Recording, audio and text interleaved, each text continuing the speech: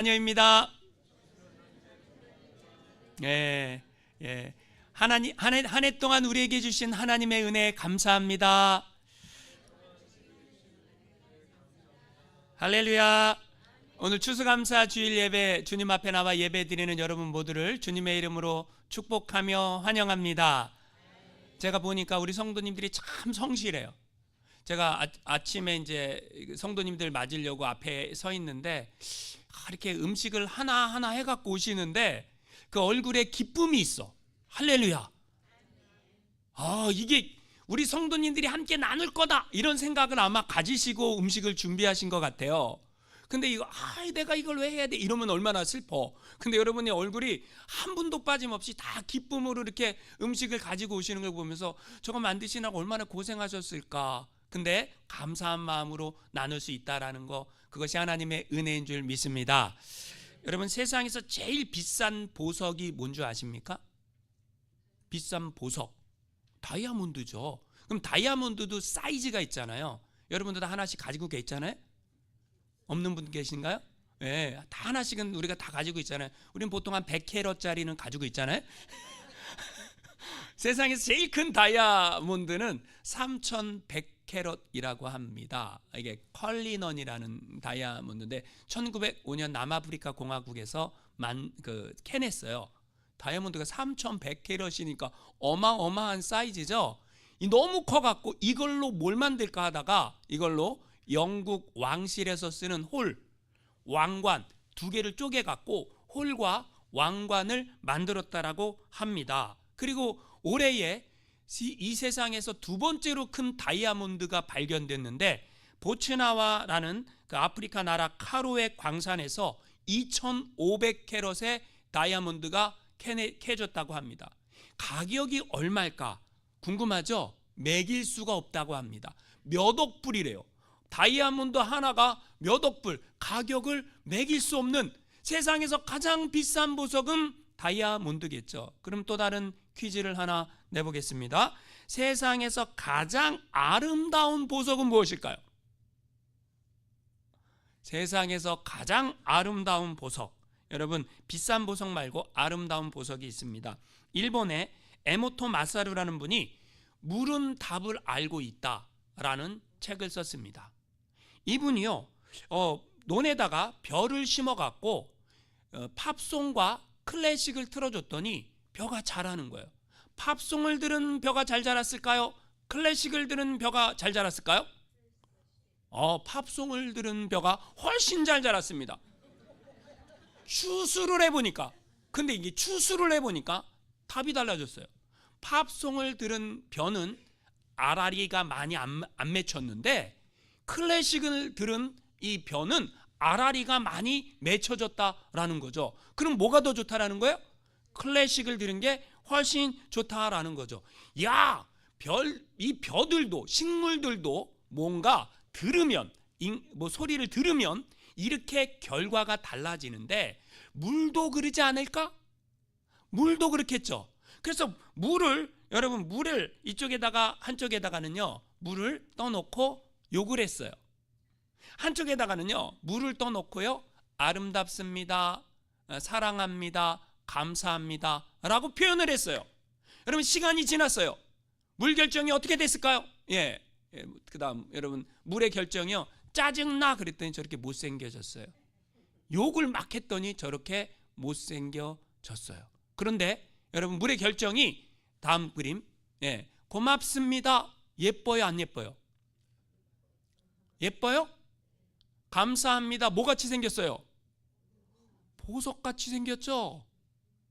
여러분 감사합니다 그랬더니 물 결정이 육각수가 예전에 우리가 어렸을 때에 하늘에서 눈이 내리면 그 눈의 결정이 있잖아요. 근데 그 물들도 물한테 욕을 했더니 못생기게 변하고요 고맙습니다, 사랑합니다, 아름답습니다, 감사합니다. 그런데 여러분 그 많은 좋은 단어들 중에 제일 아름답게 변한 게 뭐냐? 감사합니다. 그래서 여러분 세상에서 가장 아름다운 보석은 뭐라고요? 감사합니다의 보석이라는 거죠. 여러분 우리가 감사합니다 이 말만 많이 해도 우리가 행복해지고 아름다운 보석이 될 수 있다는 거예요. 한번 여러분은 옆에 있는 분한테 감사합니다. 그러면요 우리 세포가 살아나는 거예요. 우리 세포가 살아나는 거예요. 여러분 감사해야 될 이유에 대해서 누가 이렇게 표현했습니다. 감사해야 될 이유. 다음, 우리가 먹을 것이 있고 입을 것이 있고 잠잘 곳이 있고 자동차가 있다면 지구상의 75%의 사람보다 여러분은 부유한 사람입니다. 여러분이 건강하다면 이번 주를 못 넘길 100만 명의 사람들보단 훨씬 낫습니다. 이번 주에 100만 명이 죽어요? 대단하죠? 여러분 전쟁과 감옥과 고문과 배고픔을 겪지 않았다면 지금 이 순간에도 5억 명의 사람들보다 우리는 낫다라는 거죠. 다음, 글을 읽을 수가 있다면 지구상의 20억의 인구보다 여러분은 복된 사람입니다. 여러분 체포, 협박, 구금, 학대 없이 교회에 나갈 수 있다면 지구상의 30억의 사람보다 복받은 사람들이라는 거예요. 할렐루야. 여러분 감사합니까? 안 감사합니까? 여러분 그러면 여러분 오늘 나는 감사하고 살고 있습니까? 불평하고 원망하고 살고 있습니까?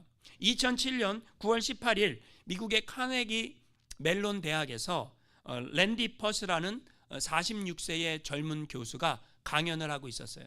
거기에 400명의 사람들이 참석했어요. 당신이 어릴 적 꿈 진짜 이루기, 이런 강의를 하는데요. 너무 많은 사람들이 막 거기에 강의에 도전을 받고 은혜를 받고 교회 말로 은혜를 받고 막 그러고 있었어요. 근데 그 강연하고 있는 랜디 퍼시가, 이 젊은 남자 교수가 췌장암 말기였어요. 그래서 이 강의를 마지막 강의, 라스트 렉처라는 제목이 붙었는데 이거를 한 2천만 명의 사람들이 동시에 봤다. 그렇습니다. 너무 놀래갖고 오프라 윈프레라는 이 사람이 그 랜디 퍼시를 자기 쇼에 초청했어요. 그리고 질문을 합니다. 어떻게 당신이 진짜 죽음을 앞둔 사람이 맞습니까? 당신이 진짜 췌장암 말기가 맞습니까? 어떻게 이렇게 죽음을 앞둔 사람이 멋지게 아름답게 강연을 할 수가 있습니까? 그때 랜디 퍼시라는 이 박사가 이렇게 얘기합니다. 내가 죽은 다음에 아내와 6살, 3살, 18개월 된 새 아이를 생각해 보면 내가 이렇게 강연하지 않을 수 없습니다. 라고 하면서 여러분 거기에서 토크쇼를 계속해서 이어갑니다. 그걸 보고 월스트리트 저널에서 이렇게 표현했습니다. 매일매일 감사하는 남자. 누구를요? 랜디 퍼시를. 그리고 이 사람이 매일매일 감사하는 6가지 원리가 있다. 그래서 그 6가지 원리를 이렇게 표현했습니다. 감사를 묻어두지 말고 표현하십시오. 여러분 누군가에게 감사한 게 있습니까? 그럼 감사하면 감사하다고 감사합니다라고 표현해야 된다라는 거예요.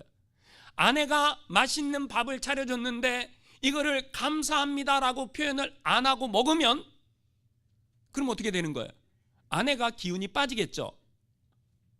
남편이 열심히 돈을 벌어와서 아내에게 용돈을 주면 땡큐라고 한마디는 해줘야 되겠죠. 자식들이 용돈을 보낼 때 여러분 어떻게 표현해야 돼요? 고마워라고 표현해야 되겠죠. 여러분 우리는 일상을 살아가면서 우리가 제일 많이 사용해야 될 말이 어떤 말이라는 거예요? 감사합니다. 감사를 묻어두지 말고 속마음으로만 감사하다라는 게 아니라 표현하라라는 거예요. 행복과 꿈을 이루기 위해서 준비하라라고 말합니다. 준비한 사람만이 기회를 만난다라는 거예요. 실패와 실수는 끝이 아니라 새로운 시작이라는 거예요. 새로운 시작을 할 사람들, 그래서 당신의 실수로 상처 입은 사람들에게 미안합니다 라고 사과하라는 거예요. 그리고 네 번째, 항상 상대와 문제의 좋은 면만 바라보라는 거예요. 그러면 감사할 수 있다는 거예요. 한국 사람들은요 약간 비판 성향이 있어요. 좋은 면을 바라보기보다는 항상 부정적인 면을 바라보는 성향이 있습니다. 그런데 여러분 그렇게 하지 말고 상대방의 장점만 바라보는 그런 습관을 가지라는 거예요. 그리고 다른 사람이 하는 얘기를 경청하라라는 거죠. 경청한다라는 거는 그를 존중한다라는 거죠. 그 다음에 6번째 한번 같이 읽어보겠습니다. 시작. 내일을 두려워하지 말고 오늘 이 순간을 감사함으로 즐기십시오. 여러분 내일을 두려워하지 말고 하나님께서 오늘 나에게 이 순간을 허락해 주셨다. 한날의 생명을 허락해 주셨다. 이것을 감사함으로 살아가라. 여러분 나는 오늘 감사하고 있습니까? 아니면 나는 오늘 원망과 불평을 하고 있습니까? 예수 믿는 사람은요 감사 지수가 영성 지수예요. 무슨 말인지 아세요? 여러분, 내가 어떻게 감사하고 있는가, 그게 지금 나의 영성을 말해주고 있다라는 거예요. 예수님이 내 안에 들어오셨어요? 예수님이 나와 함께 하심을 믿습니까? 예수님이 나의 주인이심을 믿습니까? 그 예수님이 나와 함께 하심을 믿는 사람들은요, 모든 일상이 감사하다라는 거예요. 하나님, 나에게 생명을 허락하시고 나에게 살아갈 수 있는 힘을 주시고 은혜를 주시고 모든 것이 감사합니다. 여러분, 이게 우리가 고백해야 될 말이라는 거죠. 우리가 1년에 한 번 정도는 병원에 가서 종합검사를 합니다. 1년 또는 2년에 한 번 정도는요. 종합검사를 하면요, 지금 혈당이 어떤지, 그 다음에 고지혈증이 있는지 없는지, 고혈압이 있는지 없는지, 뭐 이런 걸 다 검사하지 않습니까? 다 나와요. 건강검진하면 우리가 뭐가 문제가 있는지 다 나옵니다. 그런데 여러분, 영성은 건강합니까? 내가 지금 영성생활, 신앙생활하는 나의 이 영성생활이 건강한지 안 건강한지 어떻게 알 수 있습니까? 내 입에서 나오는 말로 알 수 있다는 거예요. 내가 하나님의 은혜에 진심으로 감사합니다. 하나님, 나에게 허락해 주신 인생의 삶들을, 순간들을 내가 살아갈 수 있음에 감사합니다. 이 고백이 나오면 여러분, 그게 건강한 영성지수를 가진 사람이고, 내 인생은 뭐 되는 게 없어, 이렇게 원망과 불평이 많다면, 그렇다면 여러분, 내 영성지수가 어떻다라는 거예요? 바닥에 있다라는 거죠. 사람들이 감사하지 못하는 이유가 있습니다. 왜 감사하지 못할까요? 내가 처한 상황과 환경이 내 뜻대로 안 돼서. 여러분, 여러분이 처해 있는 상황과 환경이 여러분의 뜻대로 되면 다 좋겠죠. 근데 그게 내 뜻대로 안 돼요. 여러분, 상황과 환경이 좋지 않아요. 우리가 새 차를 사면요, 감사가 저절로 나오죠. 감사를 안 하시는. 제가 우리 교회에서 저한테 처음 오디세이를 사줬어요. 아시죠? 그 오디세이를요, 팔 때까지 제가 감사했어요. 너무 좋아서. 망가져서 바꿨잖아요. 그리고 이제 현대차를 샀잖아요. 근데 현대차는요, 지금 제가 3년째 타고 있는데 2년까지 감사가 나왔어요. 그래서 왜 3년째 됐는데 감사가 좀 떨어졌어요. 새 차를 사면 감사하지 않습니까? 그럼 새 집 사면요, 새 집에 들어갔어요. 감사해요, 안 감사해요? 예배당이 좀 더워요. 그래, 그 히터를 좀 꺼주시는 게 좋을 것 같아요. 그러면 더우면 졸거든요, 사람들이. 저도 조금 덥다라는 느낌이 들어서. 여러분, 새 집 사면 감사해요, 안 감사해요? 감사하죠. 근데 시간이 지났어요. 한 3년 정도 지났어요. 그럼 어떻게 돼요? 감사가 사라지죠. 오늘 성경이요, 우리에게 뭐라고 말씀하고 있습니까? 범사에 감사하라. 이것이 그리스도 예수 안에서 너희를 향하신 하나님의 뜻이니라. 범사에 감사라는 말이 뭐예요? 모든 일상에, 나의 모든 일상에 하나님이 나와 함께 하신다. 하나님이 나에게 은혜를 주신다. 하나님이 나에게 복을 주신다. 하나님이 나를 사랑하신다. 하나님이 세상 끝날까지 나의 손을 놓지 아니하고 동행하신다. 할렐루야. 그러면 여러분, 감사가 일어나는 거죠. 그런데 그걸 믿지 못하니까 왜 나에겐 이런 상황이, 이런 환경이 이렇게 생각하게 된다라는 거예요. 여러분, 사람들이 감사하지 못하는 이유가 뭐라고요? 처한 상황과 환경이 바뀌기 때문에 그것을 생각하니까 감사가 안 나온다라는 거죠. 영국이 낳은 대문호 셰익스피어가 리어 왕이라는 책을 썼습니다. 그 리어 왕에 이런 말이 나옵니다. 감사하지 않는 자식은 뱀의 날카로운 이빨보다 더 날카롭게 가슴을 찌른다. 감사하지 않는 자식은 뱀의 이빨이 나를 찌르는 것보다 더 날카롭게 나를 찌른다. 왜 이런 얘기를 했을까요? 리어 왕이 80세가 되던 어느 날, 이제 3명의 딸에게, 자기가 죽고 난 다음에 이 딸들이 잘 살길 원해서 3명의 딸에게 땅을 나눠주려고 마음을 먹었습니다. 그런데 이 3명의 딸들이 나를 얼마나 사랑하는지 이걸 확인해 본 다음에 땅을 나눠줘야 되겠다. 첫째 딸을 딱 불렀습니다. 고너리에게, 얘야, 너는 얼마나 아버지를 사랑하느냐? 눈치가 너무 빨랐어요, 첫째 딸이요. 아버지는요, 제 목숨보다 소중하고요, 아버지는 나에게 최고예요. 이렇게 얘기를 하는 거예요. 기분이 좋았어요. 그래갖고, 그래, 그러면 너에게 땅 3분의 1 이만큼을 주겠다. 떼어줬어요. 그리고 둘째 딸을 불렀습니다. 리건이 오니까 둘째 딸도, 너는 나를 얼마큼 사랑하니 둘째 딸도 눈치가 빨랐어요. 아버지를 사랑하는 일에서 느끼는 즐거움은 세상의 그 어떤 즐거움보다 나에게 큽니다. 아버지가 기쁨이 아주 그냥 기분이 좋았어요. 그래, 그렇지. 그리고 3분의 1의 땅을 딱 떼어줬어요. 근데 셋째 딸 코델리아에게 물었어요. 너는 나를 얼마큼 사랑하느냐? 코델리아가 제일 예쁜 딸이었거든, 아버지 마음속에. 근데 이 코델리아가 이렇게 얘기합니다. 예, 아버지, 제가 아버지를 사랑하는 건 확실해요. 그런데 나는 아빠만 사랑한다라고 대답할 수는 없어요. 남편도 사랑하고 자식도 사랑하고 그래요. 그러니까 여러분 기분이 나빴어요. 그래갖고 리호왕이 뭐라고? 그래갖고 그 셋째 딸한테는 땅을 안 주고 첫째 딸하고 둘째 딸한테 셋째 딸에게 주려고 하는 땅을 나눠서 주었습니다. 얼마나 시간이 흘렀어요. 한참 시간이 흐른 다음에 이 리호왕이 첫째 딸의 집을 방문했습니다. 그랬는데 이게 웬일입니까? 첫째 딸이 뭐라 그랬어요? 아버지한테 내 목숨보다 사랑해요 라고 말했던 그 딸이 늙은 아버지가 찾아오자 문전박대합니다. 집에 들어오지도 못하게 합니다. 그때 아버지가 그 첫째 딸의 성에서 쫓겨나면서 하는 말이 어떤 말이냐? 감사하지 않은 자식은 뱀의 날카로운 이빨보다 더 날카롭게 가슴을 찌른다. 뭐라는 거예요? 배은망덕한 자식이라는 거죠. 여러분, 제가 이 이야기를 보면서 이런 생각이 들었어요. 하나님께 우리는 배은망덕하지 않은가? 나는 하나님의 자녀라고 말하면서 하나님의 은혜에 감사합니다 라고 고백하고 있는가? 내가 숨을 쉬고 내가 하루를 살아가고 이 모든 것이 하나님의 은혜입니다 라고 고백할 수 있는 그 마음이 내게 있는가? 중요한 거 아니겠습니까? 사람들이 왜 감사하지 못할까요? 교만해서 감사하지 못합니다. 교만은 뭐예요? 여러분, 인간이요, 일이 잘 되면 누가 잘나서 잘 된 거예요? 내가 잘나서 잘 된 거예요. 내가 똑똑해서 이 일을 이룬 거야. 내가 잘나서, 내가 똑똑해서 이 성과를 낸 거야. 그렇죠? 자식들이 잘 돼봐. 그럼 어떻게 해요? 내 자식들은 원래 잘 될 자식들이야. 부모 닮아서 그런 거야. 자식이 안 돼봐. 누구 닮았어요? 자식이 속썩여봐. 누구 닮은 거죠? 나 닮은 거죠.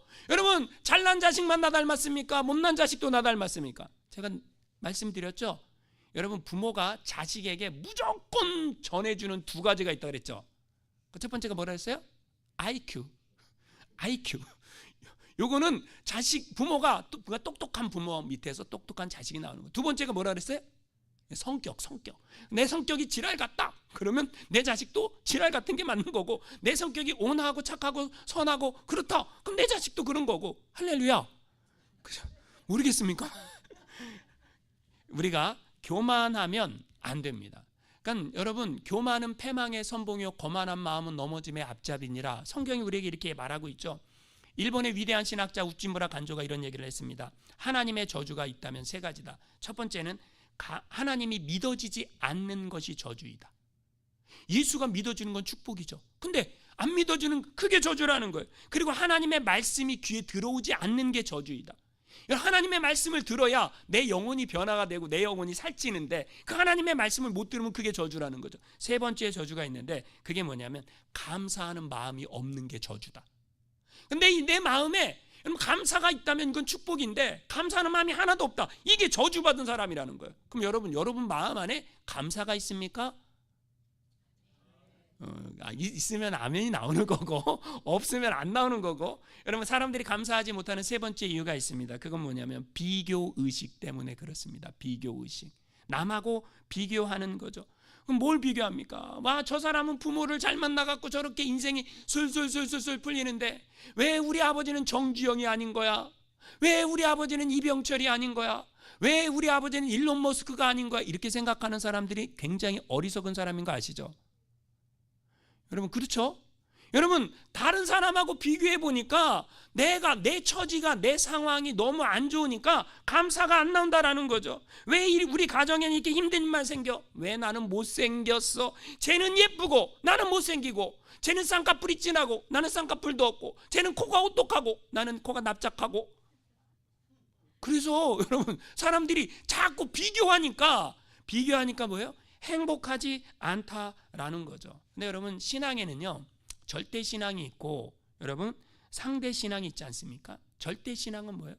상황과 환경과 처지와 그 모든 거를 뛰어넘어서 내가 하나님을 사랑하는 것. 제가 이런 생각이 들었어요. 만약에 내가 일제강점기 때에 신앙생활을 했다면, 내가 일제강점기 때에 신앙생활을 해야 되는 상황이었다면 어땠을까? 여러분의 신앙은 자유가 있죠? 여러분, 우리가 예수를 믿는 것 때문에 핍박을 당하지 않죠? 내가 가난에 쪄들어갖고 막 하루 한 끼 어떻게 먹을까 고민하지 않죠? 여러분, 그런데 우리는요, 누구하고 비교해요? 항상 나보다 잘난 사람들, 나보다 대단한 사람들, 나보다 똑똑한 사람들, 비교할 게 없다라는 거예요. 모든 신앙인들은 자기가 처해 있는 상황 속에서 하나님께 감사하며 살았다라는 거죠. 그래서 어거스틴은 이런 얘기를 했습니다. 고린도전서 13장 13절, 믿음, 소망, 사랑 이 세 가지는 항상 있을 것인데 그 중에 제일은 사랑이라 그랬잖아요. 여기에 한 가지를 더 추가한다라고 하면 나는 주저함 없이 감사를 추가할 것이다. 할렐루야. 여러분, 사람들이 감사하지 못하는 이유가 무엇입니까? 감사의 조건 때문이 아니라 감사를 깨닫지 못해서 그런 거예요. 우리가 감사를 깨달을 수 있다면, 내가 감사할 것을 깨달을 수 있다면, 우리는요, 감사가 안 나온다 그럼 아프리카 갔다 와야 돼요. 감사가 안 나와요? 그럼 아프리카 갔다 와야 돼요. 동남아시아 갔다 와야 됩니다. 그러면 우리의 처지가 얼마나 감사한 것인지 저절로 나와요. 제가 몇 년 전에 부룬디라는 마을에 사는, 아주 가난한 마을에 사는 그 사람들의 가정의 이야기를 TV에서 본 적이 있습니다. 34살의 고단스라는 이름의 엄마가 5명의 아이를 키우는 거예요. 남편은 집 나갔고요. 그냥 허물어져가는 집 흙더미 속에서 집에서 사는데 10살, 3살 된 큰아이가 남의 일을 도와주고 미국 달러로 한 10센트 정도를 벌어왔어요. 엄마가 아기를 얻고 남의 집 밭을 하루 종일 기경을 해갖고 미국 달러로 한 1불 정도도 안 되는 돈을 벌었어요. 그것을 이 자식이 5명, 엄마까지 6명이 흙집에 막 무너져가는 흙집에서 여러분 그 돈으로 옥수수 가루를 사갖고 그걸로 밥을 했어요. 밥을 해갖고 그 6식구가 앉아갖고 이렇게 밥을 먹습니다. 근데 그들의 고백이 뭐냐면 이렇게 이틀 만에 먹는 첫 끼예요. 이틀 만에 먹는 첫 끼. 근데 그들이 이렇게 얘기를 합니다. 이렇게 한 가족이 자리에 앉아 한 끼 식사를 할 수 있음에 감사합니다. 뭐가 감사해요? 우리가 생각하기에 말도 안 되는 거 아니에요?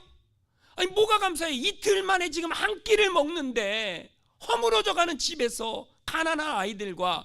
근데 여러분, 내가 이틀 만에 한 끼 먹을 정도로 가난해요? 지금 우리가 감사를 깨닫지 못해서 감사하지 않은 거예요. 여러분, 그냥 태양이 저절로 돌아간다고 생각하니까 우리는 그 원래부터 그런 거 아니야? 그 감사가 안 나오는 거예요.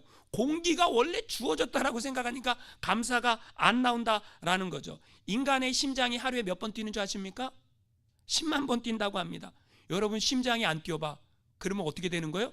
가는 거죠. 여러분, 몸속에 혈액이 하루에 몇 마일을 달리는 줄 아세요? 여러분, 상처가 나면 혈관에 피가 팍 솟구치잖아요. 왜 그런 줄 아세요? 혈관이 막 피가 막 돌고 있어요. 몇 마일을 1억 6,800만 마일을 달린대요. 엄청나죠. 엄청나게 피가 돌고 있는 거예요. 근데 여러분, 그걸 모르잖아요. 우리가 하루에 숨을 몇 번 쉬어요? 23,000번 쉽니다. 근데 숨 쉬는 거 카운트 하세요? 숨 쉬는 거 카운트 하십니까? 안 하죠. 근데 저절로 이게 쉬어지고 있는 거예요. 내가 여러분 이렇게 움직이잖아요. 움직일 수 없는 사람이 있어요. 숨을 쉴 수 없는 사람이 있습니다. 산소호흡기를 갖다 대야 숨을 쉴 수 있는 사람이 있어요. 내가 생각해 보면 살아있는 것 자체가, 우리가 숨쉬고 살아가는 모든 것들이 다 하나님의 은혜다. 할렐루야. 그래서 여러분, 신앙인은 어떤 상황 속에서도 하나님께 감사하는 사람이 진짜 신앙인이라는 거죠. 믿음의 사람 다윗은요, 시편 34편에 이렇게 고백합니다. 한번 같이 읽어보겠습니다. 시작. 너희는 여호와의 선하심을 맛보아 알지어다. 그에게 피하는 자는 복이 있도다. 젊은 사자는 궁핍하여 줄일지라도 여호와를 찾는 자는 모든 좋은 것에 부족함이 없으리로다. 퀴즈. 다윗이 모든 좋은 것에 부족함이 없으리로다 고백했었을 이때는 다윗이 왕이 돼갖고 모든 걸 누릴 때 이게 1번. 2번은 다윗이 아비멜렉에게 쫓겨갖고 그래갖고 수험에 침을 질질이며 미친 척하다가 살아난 이때 1번일까요? 2번일까요? 눈치가 빨라. 할렐루야. 2번입니다. 2번. 아니 지금 죽을 뻔하다가 살아났어요. 죽을 뻔하다가 살아났어. 미친놈 연기해갖고 살아났어. 근데 다윗이 뭐라 그래요? 여호와의 선하심을 맛보아 알지어다. 여호와를 찾는 자는 모든 좋은 것에 부족함이 없으리로다. 부족해요 안 부족해요? 세상적인 눈으로 보면 부족함 투성인데 부족함이 없으리로다. 이 신앙을 뭐라 그래요? 절대 신앙이라 그러는 거예요. 이 예수 믿는 우리의 마음속에 나에게 처해 있는 상황과 환경과 어떤 모든 걸 초월해서 나는 하나님의 은혜에 감사합니다. 이게 신앙인이라는 거죠. 할렐루야. 다니엘도요. 이렇게 다니엘서 6장 말씀 한번 보겠습니다. 같이 읽어보겠습니다. 시작. 다니엘이 이 조서에 왕의 도장이 찍힌 것을 알고도 자기 집에 돌아가서는 윗방에 올라가 예루살렘을 향하여 창문을 열고 전에 하던 대로 하루 3번씩 무릎을 꿇고 기도하며 그의 하나님께 감사하였더라. 여러분 지금 다니엘이요 성경에 감사하였더라 그러잖아요. 요 때가 하나님 왜 그러세요 도대체? 나한테 무슨 불만이 이렇게 많으셔서 그래요? 라고 말하는 게 세상적인 기준으로 보면 세상적인 상황으로 보면 그렇게 말해야 돼요. 왜요? 다니엘이 기도하는 것, 그래서 누군가 다니엘을 모함해 갖고 다니엘을 사자굴에 집어넣으려고 지금 뭐 하고 있어요? 워칭하고 있거든요. 감시하고 있거든요. 근데 여러분 다니엘은요 하나님 내가 살아있음에 감사하고 내가 기도할 수 있음에 감사하고 내가 하나님을 믿을 수 있음에 감사하고요, 전에 하던 대로 나의 신앙 나의 믿음 변함없이 하나님을 향해 있습니다라고 고백하는 거예요. 할렐루야. 여러분 사도 바울은요 복음을 전하다가 감옥에 갇혔어요. 빌립보 감옥에 갇힌 사도 바울이요 어떻게 했을까요? 그 다음 한번 읽어보겠습니다. 시작. 한밤중에 바울과 실라가 기도하고 하나님을 찬송하며 죄수들이 듣더라. 여러분 바울과 실라가 복음을 전하다가 매를 맞았어요. 여러분이 만약에 예수를 전하다가 누구한테 너나 실컷 믿어 이런 얘기 한 번이라도 들어본 적 있으십니까? 그럼 여러분 하늘의 상이 큰 거예요. 여러분 예수 믿으세요 라고 얘기했다가 누구한테 뺨이라도 한 대 맞은 적 있습니까? 그럼 여러분 하늘의 상이 큰 거예요. 근데 바울과 실라는요 예수 믿으세요라는 얘기를 했다가 어떻게 했어요? 매를 맞고 감옥에 들어갔어요. 자, 매 맞고 감옥에 들어갔을 때 여러분 우리가 교회 봉사하고 교회 일하고 하나님 일 하다가 뭔가 내 뜻대로 안 풀릴 때 우리 하나님께 뭐라고 기도합니까? 하나님 왜 나한테 이러세요? 내가 교회 일하다 이렇게 된 건데 하나님이 뭔가 좀 잘 술술술 풀려주셔야지 왜 이렇게 나한테 야박하세요? 왜 나는 이렇게 고난을 주세요? 왜 나에게 이렇게 힘을 주세요? 이렇게 그런 불평과 원망이 가끔 나올 때가 있죠? 없어. 할렐루야. 우리는 없어. 우리 뒤에 성도님들은 없어. 그죠? 얼마나 감사해. 근데 이런 지금 바울과 실라가 복음을 전하다가 매를 맞고 감옥에 들어가 있어요. 엉덩이가 아파 죽겠어. 엉덩이 그냥 후끈후끈해. 막 아픈 게 계속돼. 근데 거기서 뭐예요? 찬송이 나올까요? 찬송이 나와요? 찬송이 나 같으면 찬송해야 안 해요? 우리는 하죠. 할렐루야. 우리는 바울의 믿음, 순교의 믿음, 주를 위해 죽겠다. 할렐루야. 그런 믿음이 있으니까 찬송이 나오지. 그런 믿음이 없는 사람 찬송이 안 나와요. 불평과 원망이 나오는 거죠. 근데 바울과 실라가 뭐 했다라는 거야? 찬송하니까 옥문이 열렸어요. 이 차고 있는 이게 풀어졌어요. 발도 손도 다 풀어졌어요. 얼마나 감사해요. 그래서 여러분 간수가 이 바울과 실라가 도망간 줄 알았는데 도망가지 않았어요. 그 자살하려고 하는데 멈추시오. 우리는 도망가지 않습니다. 우리는 죄가 있는 죄인이 아닙니다. 도망갈 이유가 없습니다. 그 간수가 깜짝 놀래갖고 바울과 실라를 자기 집에 데려가 상처를 닦아주고 치료해주고 어떻게 해야 됩니까? 주 예수를 믿으라. 그리하면 너와 내 집이 구원을 얻으리라. 할렐루야. 여러분 이 상황, 이 환경 하나님께서요 그 간수를 구원하기 위해 바울과 실라를 매맞춰 갖고 그 감옥에 집어넣었어. 이게 하나님의 섭리와 계획과 뜻 아닙니까?